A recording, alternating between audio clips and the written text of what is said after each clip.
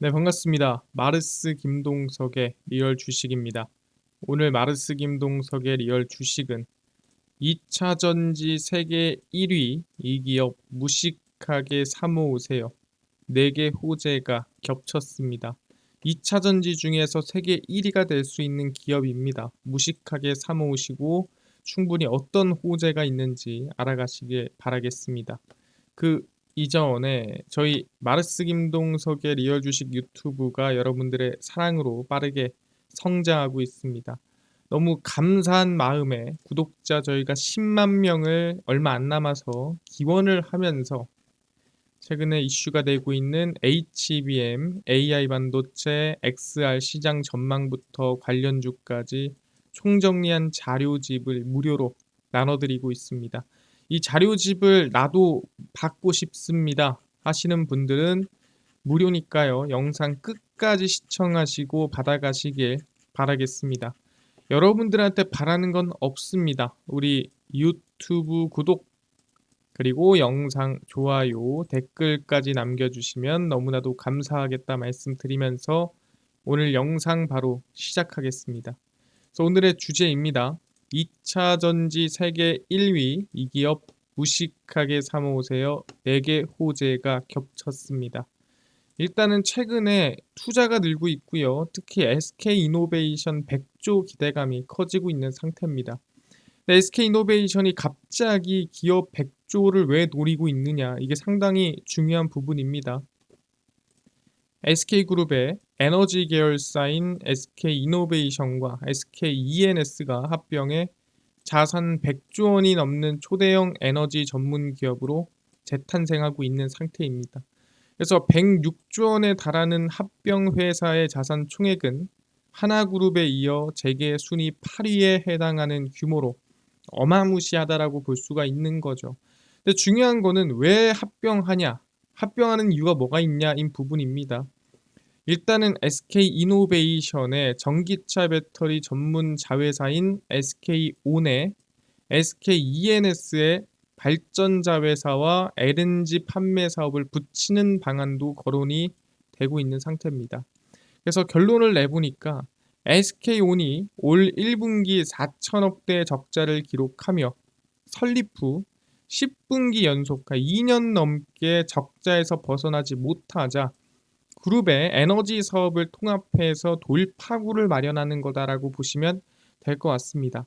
SK온이 우리 미래인 건 맞는데 이 미래를 더 성장시키려면은 이거 합병하는 게 답인 것 같은데 라고 하면서 이번에 100조 원 규모의 합병 얘기가 나온 거죠. 그럼 사실상 이 합병이 2차 전지의 미래를 어떻게 보면은 좀 그리기 위해서 진행이 된 거다라고도 볼 수 있는 상태고요. 그럼 SK이노베이션만 지금 이러고 있느냐라고 한다면 그렇지가 않습니다. 누구? 에코프로 BM도 마찬가지입니다. 최근에 투자를 하기 위한 준비를 하고 있는 상태고요. 에코프로 BM이 최대 3조 원 규모의 자금을 조달하기 위해 잠재 투자자들과 물밑 접촉을 시작하고 있습니다. 야, 우리 3조 좀 투자해봐. 우리 진짜 대박 날 거야. 뭐 이러고 있다는 거죠. 에코프로 BM은 수요를 감당하기 위해 설비 투자를 해야 하고 자금 조달도 꾸준히 해야 한다. 그러다 보니까 야 이제 슬슬 야, 침체도 끝나가는 것 같고 야 이제 설비도 좀 늘리고 이제 생산량도 늘어날 것 같은데 야 이제 공장 좀 짓자라고 하는 거죠. 그래서 에코프로 BM은 이번에 조달할 자금을 생산 설비 증설 등에 활용할 것으로 전망이 되고 있습니다. 그러니까 3조 원을 가져다가 생산 설비에 투자하겠다라고 얘기를 하는 거고 현재 전기차 시장 성장 둔화가 일시적 현상에 그칠 것이라 판단한 것으로 전망하고 있습니다. 그러니까 잠깐 뭐 둔화가 나왔을 때는 우리가 쉴 수 있지만 이제는 슬슬 준비해야지라고 에코프로 BM이 얘기를 하고 있는 상태라는 거죠. 아 그렇구나. 최근에 SK이노베이션도 그렇고 에코프로 BM도 그렇고 열심히 투자를 하는구나. 또 누가 투자합니까?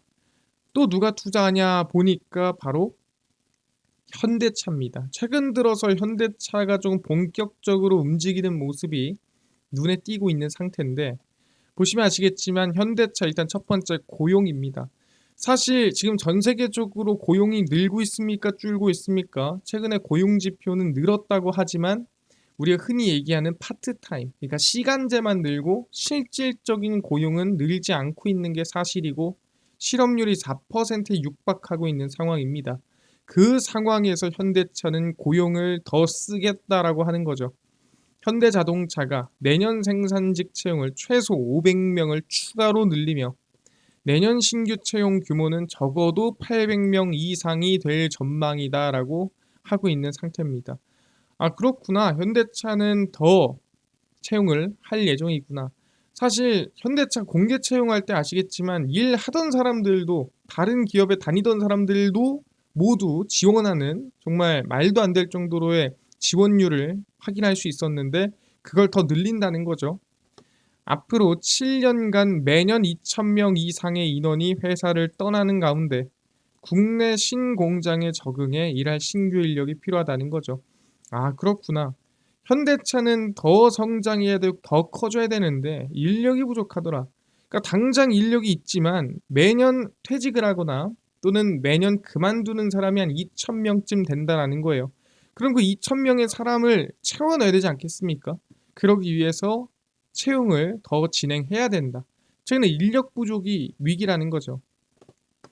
현대차는 2025년에 완공하고 2026년 1분기 가동을 목표로 울산에 전기차 신공장을 짓고 있는 상황입니다. 그럼 공장 지으면 거기서 누군가 일을 해야겠죠. 현대차는 이 공장에서 연간 20만 대 전기차를 양산할 계획입니다. 그래서 아, 현대차가 고용을 더 늘리는구나라고 볼 수가 있을 것 같은데 뭘 하려고 늘리나요?가 중요합니다. 그래서 물어보니까 최근에 EV 전용 연구소를 만들었습니다. 결론적으로는 현대차의 미래를 그리는 연구소라고 볼 수가 있다라는 거죠. 그래서 현대자동차 그룹이 전동화 분야 혁신 전략의 일환으로 전기차 전용 연구시설을 국내에 설립했습니다. 사실 최근에 전기차 하면은 뭐라고 합니까? 아, 지금 둔하다, 흔히 캐즘이다 얘기를 하는데 그 상황에 연구소를 만들었다는 거는 이제는 이 둔화 상태에서 한 단계 더 나아가야 되는 거지 이 상태를 유지하면 다행이다가 아니라는 거예요. 올라가고 잠깐 쉬었다가 다시 한 단계 업그레이드를 하는 단계라는 거고요. 새로운 부지에 독립적인 전기차 연구 시설을 구축해 미래 모빌리티 시장에서의 기술 우위를 보다 빠르게 가져가기 위한 결정이다라고 하는 거죠. 그러니까 사실 기술에 대해서는 먼저 좀 앞서 나가고 싶다라는 거예요. 왜냐면은 일단은 미국에 대한 시장 점유율을 당장 늘릴 수는 없어요. 하지만 기술적인 부분에서는 앞서 나가는 게 가능하고 기술적으로 앞서 나간다면 점유율도 따라오지 않겠냐 뭐 이런 얘기죠. EV를 전문으로 하는 기술 개발과 성능 평가를 병행할 수 있는 별도의 시설이 필요하다는 판단입니다. 최근에 사실 테슬라 리콜이라든가 아니면 테슬라의 이제 발화 현상이라든가 여러 가지 이 문제가 있는 걸 많이 봤겠죠, 현대차도. 그러면서 야, 우리끼리 테스트를 좀 더 해봐야 되지 않겠냐라고 하면서 연구소가 나오지 않았나 생각을 합니다. 전기차 배터리와 모터, 인버터 성능 연구와 모터 기반의 출력 성능 시험을 비롯해 배터리 기술 내재화를 위한 기술 연구를 할 전망입니다.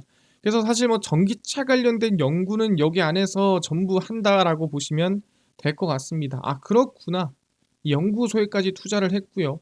추가적으로 어디에 투자를 또 하냐라고 한다면 바로 인도법인 상장이죠.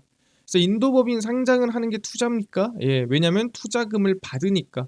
그 돈으로 놀겠습니까? 당연히 그 돈으로 투자를 하거나 공장을 짓거나 생산량을 늘리거나 뭔가를 하겠죠.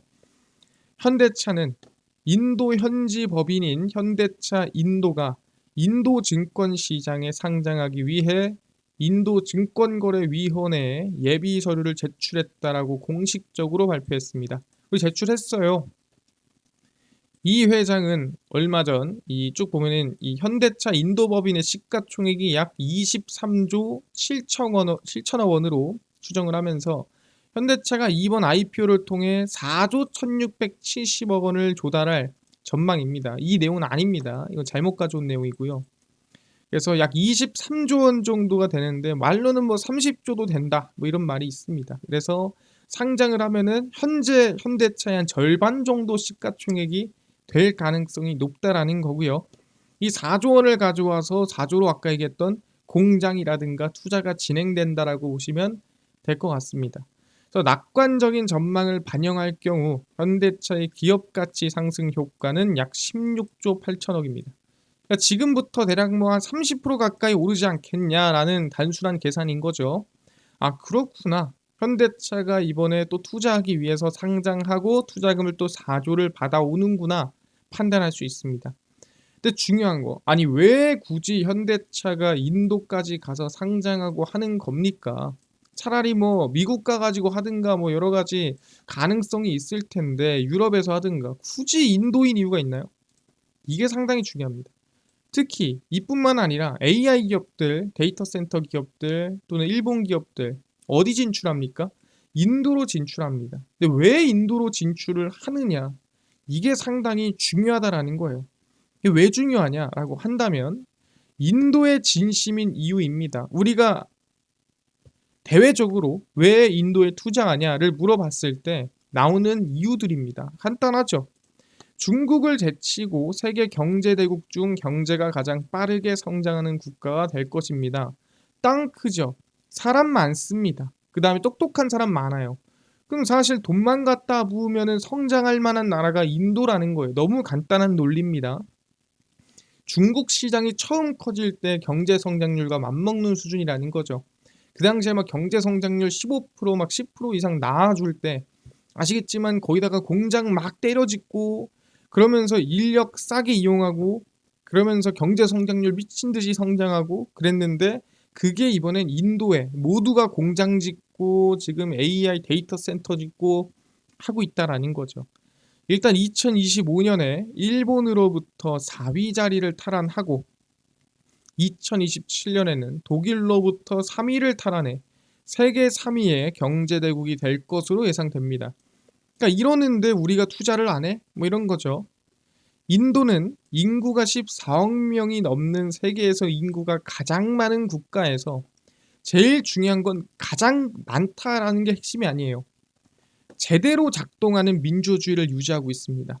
그러니까 그냥 보여주기식의 민주주의가 아니라 제대로 투표하고 제대로 어떻게 보면은 굴러가는 민주주의가 유지가 되고 있는데 인구까지 14억 명이야? 사실 이만한 나라가 없다라는 거죠.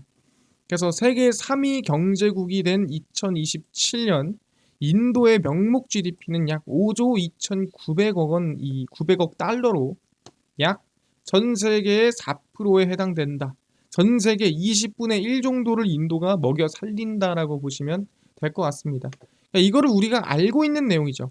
그러니까 자세하게는 몰랐지만 뭐 인도가 성장하니까 인도에 투자하겠지 라는 게 결론이었습니다. 근데 실질적으로 왜 인도에 투자를 하냐라고 한다면 이걸 봐야 됩니다. 바로 페트로달러의 중요성이죠.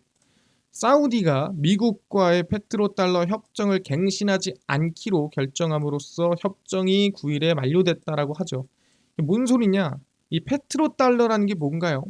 이 페트로달러 체제는 사우디가 원유 수출 대금을 달러로만 결제하고 사우디의 안보를 보장함으로써 유지되는 달러 중심의 국제 경제 질서입니다. 그러니까 원래 우리가 금본위 제도라는 게 있었습니다. 간단하게 얘기하면은 금이 100만 원어치 있으면 현금을 100만 원어치 발행하는 거예요. 그래서 이 100만 원은 뭐예요? 원래 이 현금이라는 거는 이 금이 있는 만큼만 발행할 수 있는 거고 이 돈을 가져오면은 금으로 바꿔주는 게 달러였습니다. 그러니까 금 증서랑 똑같았어요. 이거는 한 돈짜리의 금을 바꿀 수 있는 증서입니다. 하는 게 원래 달러였는데 사실 금본위 제도가 폐지가 되면서 그러니까 금보다 돈을 더 발행한 거죠. 그럼 사실상 그 더 발행된 돈은 누가 보장을 해주냐? 사실 보장이 안 되죠. 그래서 미국 신용을 기반으로 돈을 발행을 하고 그러면은 사람들이 만약 안 사면 어떻게 달러를? 그럼 문제가 생기겠죠. 그러다 보니까 야 그러면은 야 원유 수출 대금을 야 달러로만 하자. 뭐 이게 지금 스위프트가 된 건데 이 달러로만 하자라고 해가지고 사람들이 달러를 안 살 수가 없게끔 내가 뭐 루브라를 쓰든 위안화를 쓰든 뭐 유로화를 쓰든 뭘 쓰든 간에 원유를 사고 파는 데는 달러로만 해야 되기 때문에 달러를 안 살 수가 없겠죠. 야, 그 대신에 야, 내가 너네 지켜줄게를 했던 게 페트로달러였는데 전 세계 국가들이 사용하는 석유 대금을 달러로 지급하게 해 달러 수요를 유지하자는 생각이었던 거죠. 근데 이 페트로달러 협정이라는 게 깨졌다라고 하는 겁니다. 그러니까 굳이 이제 사우디가 달러로 하는 게 아니라 뭐 위안화든 뭐 루블화든 뭐 다른 걸로도 이제 거래하겠다라는 거죠. 내가 뭐 달러를 지켜줘야 돼라고 하는 거고, 그 정도로 지금 뭐 사우디와 미국 관계가 완전히는 아니지만 어느 정도는 조금 깨지고 있는 모습이라는 거죠.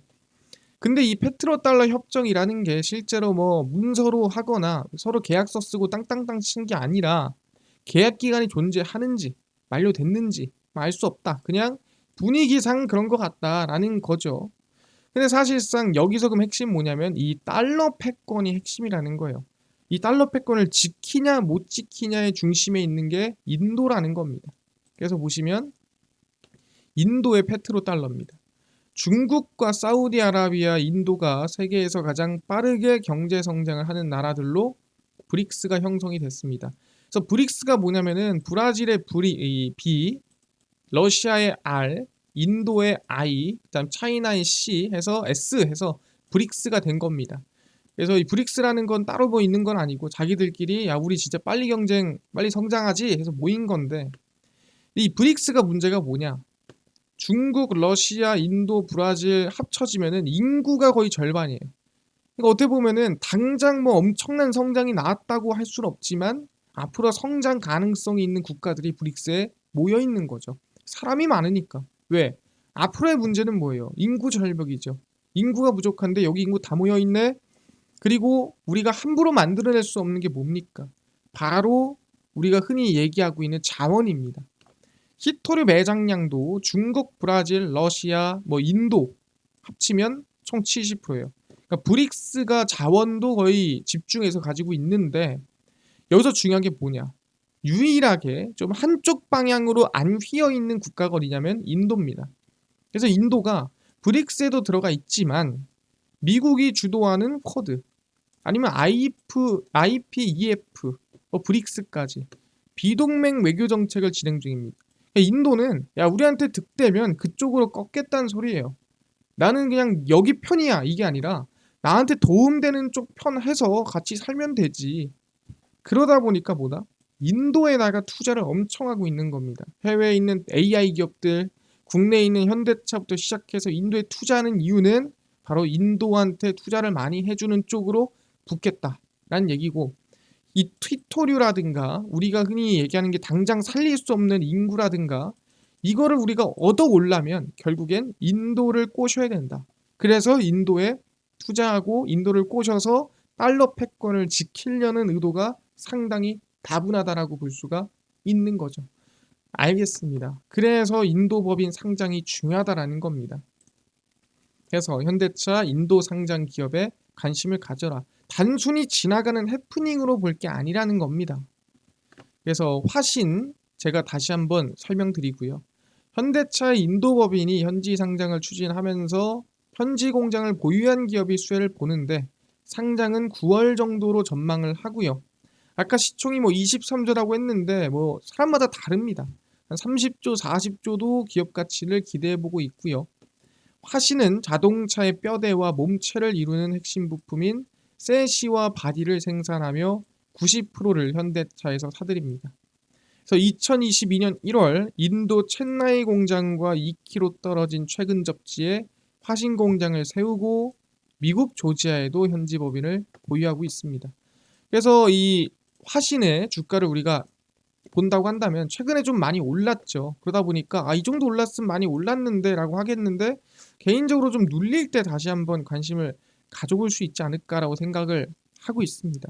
그래서 얼마 정도로 관심을 가지면 되겠느냐라고 한다면 저는 개인적으로 12,700원까지만 와도 많이 빠졌다라고 생각을 합니다.